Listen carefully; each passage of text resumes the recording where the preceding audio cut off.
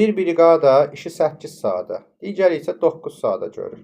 2 briqada birlikdə 4 saat işləsələr, işin hansı hissəsi görülməmiş qalar? Uşaqlar, bu cür sualları həll eləmək üçün biz 1 saata görülən işi tapmalıyıq. Bir briqada işi 8 saata görürsə, 1 saata işin hansı hissəsini görür? 8-dən 1 hissəsini. Digərdə işi 9 saata görürsə, 1 saata işin hansı hissəsini görmüş olur? 9-da 1 hissəsini. Onda bunlar birlikdə işləsələr işin hansı hissəsini görmüş olarlar? 8-də 1, üstəgəl 9-da 1. Yenə də məxrəcləri bir-birinə vuraq, 72. Surətləri də çarpaz vurub toplayaq.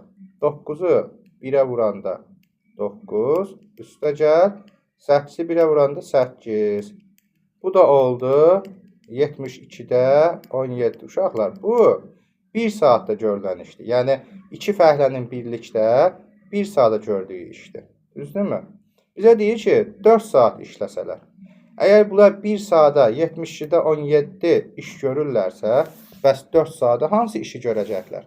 Bunu tapmaq üçün aldığımız kəsri 4-ə vuracağıq ki, 4 saata gördükləri işi tapmış olaq. Bu zaman 4 ilə 72 ixtisar edəcək. Burada 18 qalacaq. Və olacaq 18-də 17.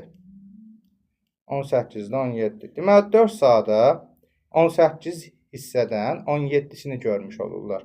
Onda işin hansı hissəsi görülməmiş qalır? 18-dən bir dənəsi görülməmiş qalır. Yəni, 18-dən 17-sini görürlər, biri isə görülməmiş qalır. İndi gələk 6-cı sualımıza.